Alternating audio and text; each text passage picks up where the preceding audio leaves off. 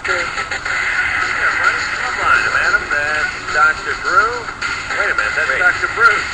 Phone number, 1-800-LOVE-191. Dr. Bruce, board-certified physician, addiction medicine specialist, tattoo removal specialist, emergency medicine specialist.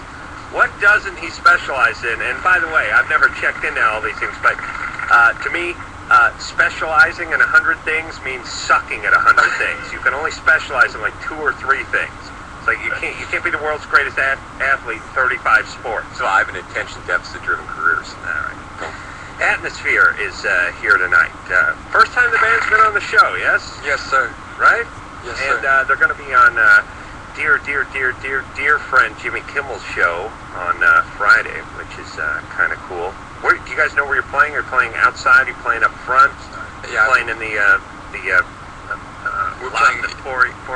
Inside on the ceiling. I'm not sure yet. Yeah. We got slug and DJ Mr. Dibbs in here tonight. They're also going to be playing Coachella and the Warped Tour this summer, and we're going to hear something off the CD 7's Travels in just a couple of few. What's happening? Minnesota? What's going on in Minnesota? The band's all from, all born and raised in Minnesota? Yep. Well, everybody but this guy, the ugly one next to us, he's from Cincinnati. Don't even give him the mic. He's not allowed to talk. Bruce, you're from Cincinnati? No, I was... to your left. No, yeah, this guy over here. Oh, I'm sorry. I thought you pointed. You're right. Yeah, Cincy, and then everybody... we call it Cincy out here. The bread on the sandwich, we're from Minneapolis, that guy, me, and it's really cold there right now. We're actually happy to be out here in California right now. Yeah, it's, but I heard, I've only been there one time to Minnesota or Minneapolis, but I heard because of the weather, they just built everything inside. Yeah, a lot, you can get around without having to go outside in the downtown areas and stuff like that, but you're stuck in your house in the winter if you want to stay warm. I like the concept of ice fishing. Because fishing alone, just good weather fishing is you gotta be lazy joking. enough. You don't want to. You really think there's something neat about like sitting in a shack on a lake? You still with a hole? I think it's an excuse to get loaded. I mean, people have whole. I can think of better excuses to get loaded. Yeah. I know, but there's something like if you sat on your sofa and got drunk on a Sunday, you got a problem with alcohol. But if you push a outhouse out to the middle of the lake, you got more problems than just alcohol. No, you're a sportsman. Now you're a sportsman. I see. I just like the idea. Like, I never knew that people had little cabins with skis on them, and they push them out, and they drill a hole, and then they just sit there and get jizzed. Everything you know is from seeing Grumpy Old Men. No. I had a girlfriend that was from that neck of the woods, and the idea of just sitting on a frozen block. There's probably a cooler full of beer, ironically, as if you couldn't just set it on the ground. But you just sit there and get loaded, right? It's all about getting drunk. I mean, I don't ice fish. You don't ice fish? Oh, come on, man. Okay, sometimes I ice fish, but you're right. It's an excuse to get. By the way, it seems like you're asking for trouble too when you fire up the big auger bit and you're drilling and you're standing over the hole you're drilling. It seems like you just pretty good chance you may end up in the lake with the fish, and some drunk guy may fish you out and eat you. I think you should try it. I'm gonna try that. I think you should. I'm gonna get into that because I think that's my calling. I think you should get loaded through ice sailing. Yeah. Just the point is that I need to sit and get drunk and have a reason. That's all I'm saying. I mean, Seinfeld can be an excuse to get loaded. Like, all right. I'm gonna do that. So anyway, we're gonna hear something off the CD. I'm trying to think of what else. Spin Magazine's named their album one of the top of 2003. Out of how many? Did they give you how many? Like 912. No, I think it was out of like 50 or 20 or that's nice. A normal increment. Yeah, those guys are nice people. Little tip of the hat there from Spin Magazine, and these guys are going on tour and going to be playing in Seattle, Portland, Sacramento, San Francisco, Philly, Boston, New York, Washington D.C., and Denver, and that's all in the next about 3 weeks or so. So keep an eye out for them. All right, let's go to the phones because we got a question for the band. Jeff from Minneapolis. Hello. That's you, Jeff. What's up? Hey, Adam, I just wanted to first say that you're one of the funniest and coolest guys that's on the air right now. Thank you. I'm looking forward to coming to your fair city and ice fishing. Yeah, right on. Well, let me ask this real quick, too. There's not exactly 10,000 lakes, are there? I think there's more than that. More. Yeah, All right. they just keep popping up. Yeah, So maybe I'm These are like multiplying. I'm so actually... we kick it up to like 12,000 lakes or something, or maybe that doesn't really roll off. Like every time it rains, there's like a new lake in Minnesota. Yeah, It's where the Lakers got to be. I actually live on a lake. I'm looking out right now. I live on Prior Lake. Do you ice Prior fish? Lake. Prior Lake, all right. Do you do any ice fishing, Jeff? No, that's kind of like a redneck thing out here. Okay, wait, here's a question. Even if you did, would you admit it? No.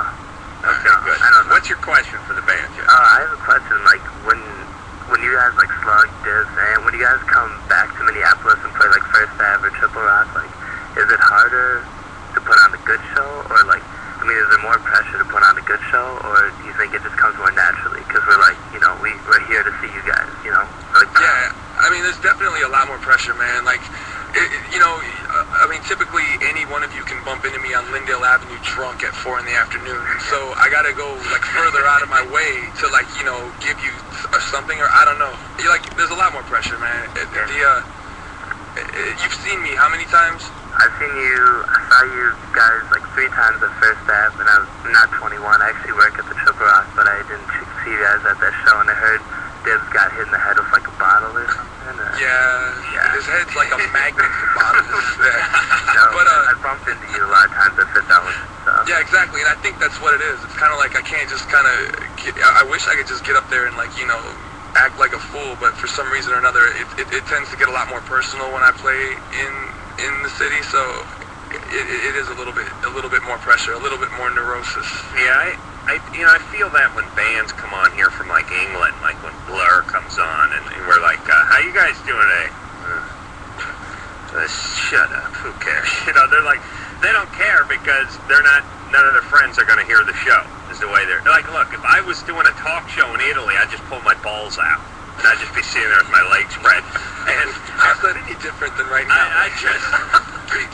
No, I'm talking about on television. I have my balls out on radio. That's because it's dicey in here. It's a little warm. It's gamey. I like to let them breathe.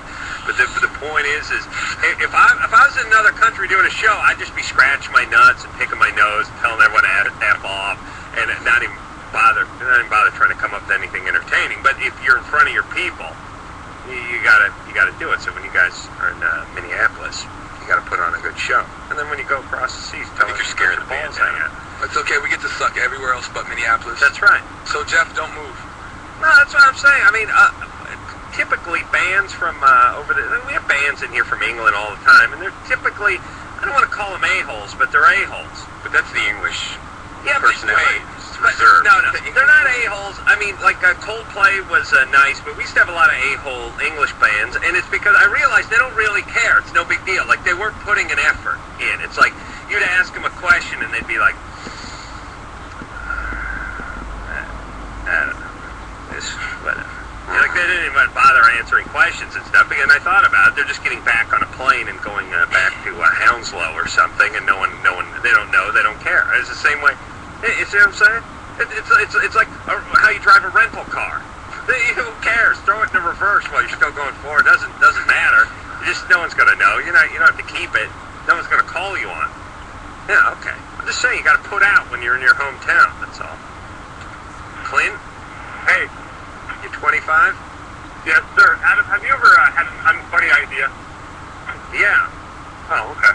You just crack me up nightly. That's a compliment. Thank you. My question's for Yeah, you ought to hear how bad my ideas are when I go to England.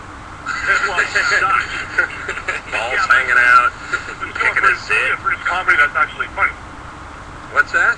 Show me a British comedy on their TV that's actually funny, though. I know, that's a good point. Everybody out here, if you're in Hollywood, everyone's like, oh, this is great. It's got to be great. It's from Britain. Well, Monty Python. All right. Holy Grail's good. All right. All right, go ahead, Clint. Dr. Bruce, I heard you talking a couple nights ago about a feather and how much you hate it. And I work night at Stock Shelves, and I take 1 or 2 pills occasionally to help me stay awake and be alert, because caffeine doesn't help. So I want to know, and I'm a type 1 diabetic too, so I wanted to hear